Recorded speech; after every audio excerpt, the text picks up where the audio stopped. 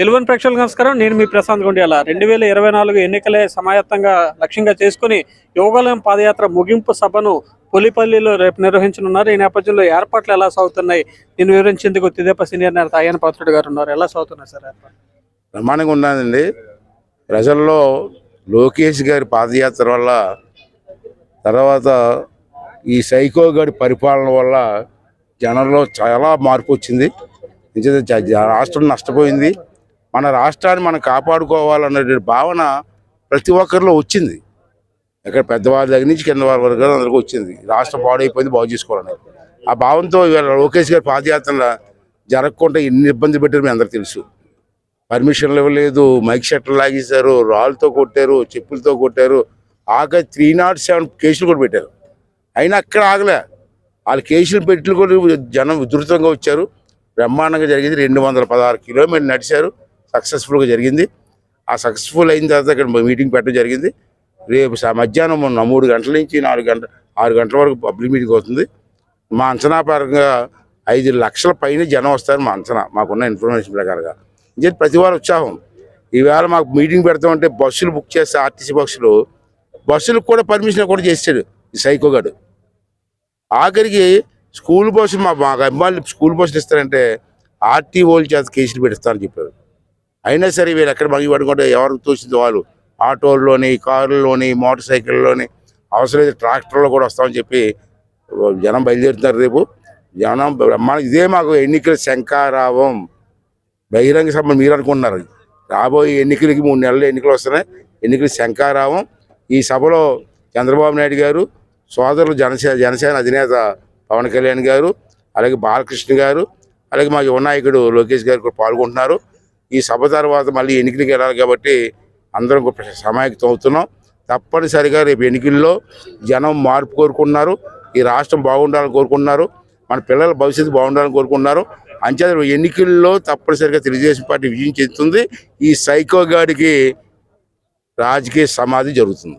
ఏదైతే ఈ డయాస్ పరంగా కూడా ఇబ్బంది జరిగింది. మొదట విశాఖలో ఏ గ్రౌండ్స్ అడిగారు అది అంటే ముందు మేము ఏంటంటే లాస్ట్ టైం చంద్రబాబు గారి మీటింగ్ ఆంధ్ర యూనివర్సిటీ గ్రౌండ్స్లో పెట్టాం.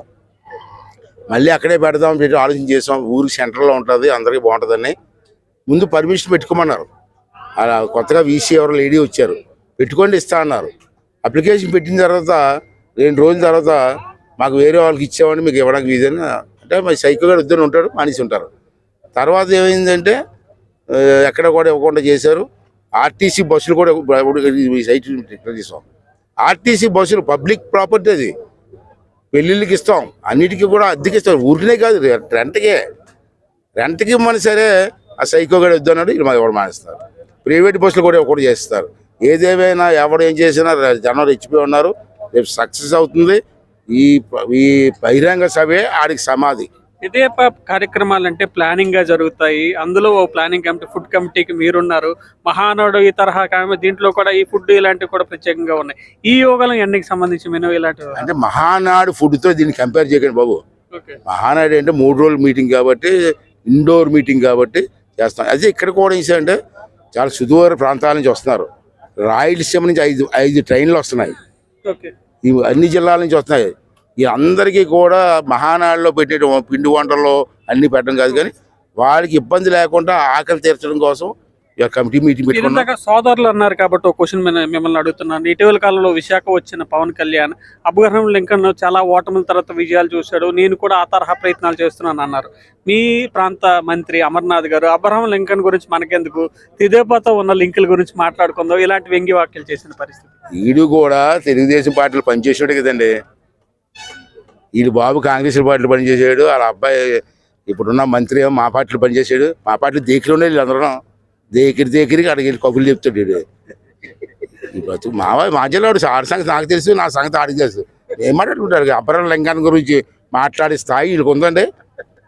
నా కొడుకుకి ఇది తెదేపా సీనియర్ నేత అయ్యన్న పాత్రుడు గారు చెప్తున్నమాట. గుడివాడ అమర్నాథ్ చేసిన వ్యాఖ్యలను ఎవరు పట్టించుకోవాల్సిన అవసరం లేదని, గతంలో తెదేపాలో పనిచేసిన వ్యక్తే గుడివాడ అమర్నాథ్ అని వ్యంగ్యంగా వ్యాఖ్యానించిన పరిస్థితి. ఇంకోవైపు రాష్ట్ర నలుమూల నుంచి విశేషంగా రేపు తెదేపా అభిమానులు అయితే యోగలం ప్రాంగణానికి వచ్చేస్తున్నారని, ఇదే వేదిక ద్వారా ఎన్నికల శంఖారావాన్ని పూరిస్తూ భవిష్యత్తులో ఎన్నికల విజయాన్ని కూడా సాధించడం స్పష్టంగా కనిపిస్తుందని ఆయన పాత్రుడు చెప్తున్నారు. యోగలం సభా ప్రాంతం నుంచి ప్రశాంత్, తెలుగు న్యూస్.